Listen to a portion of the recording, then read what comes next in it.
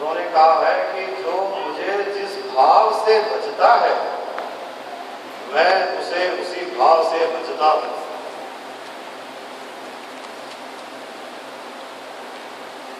यही science,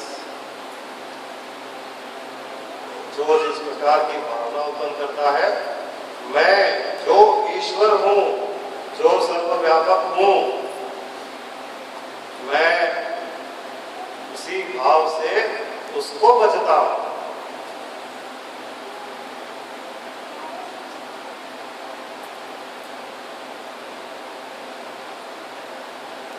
Bhavna with which anybody worships me, I worship him with the same भावना। Simple logic है, science simple है, व्यवहारिक दुनिया में यही काम आता है। और सब जग ईश्वर रूप है, उसी को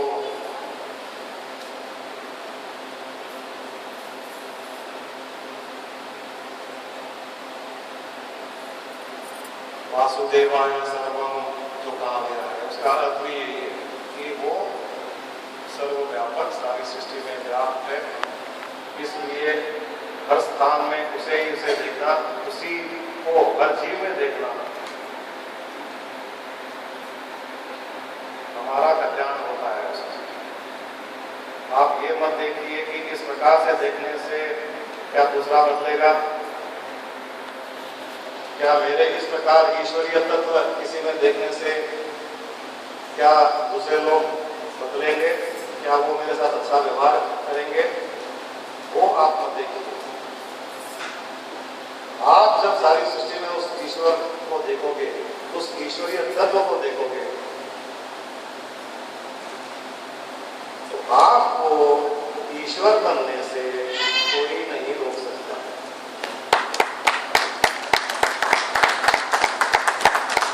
क्योंकि हम वही बनते हैं जो हम देखते हैं, जो हम देखते हैं वही हम बनते हैं। तो अंतर्दृष्टि से उस ईश्वर को देखना का प्रयास कीजिए।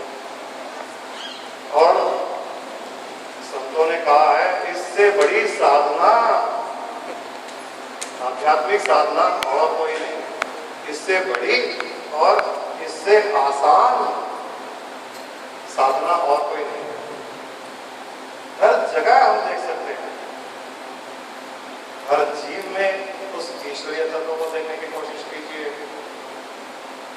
हर वस्तु में, जैसे सोफे पे बैठे हैं, ये क्यों सोचे कि सोफे पर बैठे हैं, आपको क्या मिलेगा, रिटर्न गिफ्ट क्या मिलेगा। सोफे पे बैठे हो तो जब आप उसको सोफा देख रहे हो तो वो सोफा ही है, तो रिटर्न में कुछ नहीं देगा। आप ये सोचो कि मैं ईश्वर की गोदी में बैठा हूं, आपका क्या जाता है, मैं ईश्वर की गोदी में आराम से बैठा हूं। तब ईश्वर की गोदी रिटर्न गिफ्ट देगी आपको।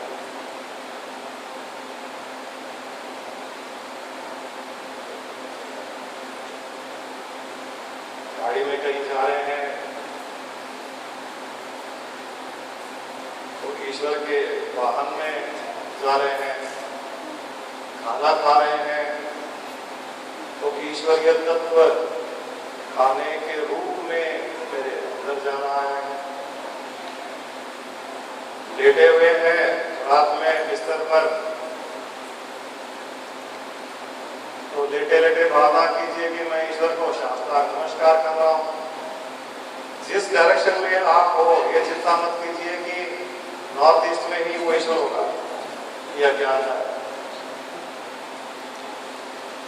क्योंकि जब वो सर्वव्यापक है तो उसके लिए नॉर्थ ईस्ट या साउथ वेस्ट का कोई मतलब नहीं है।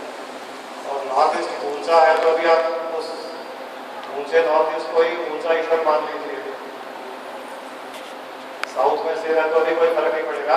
ये मानकर सोचिए कि ईश्वर को शास्त्रांग नमस्कार करके सोना। आप आज रात को ये प्रैक्टिस करके देख लीजिए, जब रात में सोने जाए, पहले तो यहाँ बैठे बैठे ईश्वर की सभा में बैठे हैं, जहां बैठे हैं वहां ईश्वर की गद्दी पर बैठे हैं। ईश्वर की गद्दी में, ईश्वर की जो कुर्सी पर बैठे हैं वो ईश्वर की गोदी में बैठे हैं, जो नीचे बैठे हैं वो ईश्वर की गद्दी में बैठे हैं, गद्दी पर बैठे हुए हैं। ईश्वर की सभा में ईश्वर प्रवचन दे रहा है, ईश्वर प्रवचन सुन रहा है, कोई ईश्वर फोटो खींच रहा है। ईश्वर रूपी ढोकला बड़ा स्वादिष्ट था। रात को जब घर जाएंगे तो लेटे लेटे ईश्वर को साष्टांग नमस्कार 8 घंटे तक कितने लोग करते हैं बताइए? अपने गुरु को या भगवान की फोटो के सामने या भगवान की मूर्ति के सामने साष्टांग नमस्कार कितनी देर के लिए करते हैं? अक्सर हम जब साष्टांग नमस्कार करते हैं तो आधा मिनट 1 मिनट मूर्ति के सामने। यहाँ अगर ये भाव उत्पन्न करेंगे कि मैं लेटा लेटा ईश्वर को साष्टांग नमस्कार कर रहा हूं, तो आप बिना कुछ किए 8 घंटे उसको साष्टांग नमस्कार करोगे।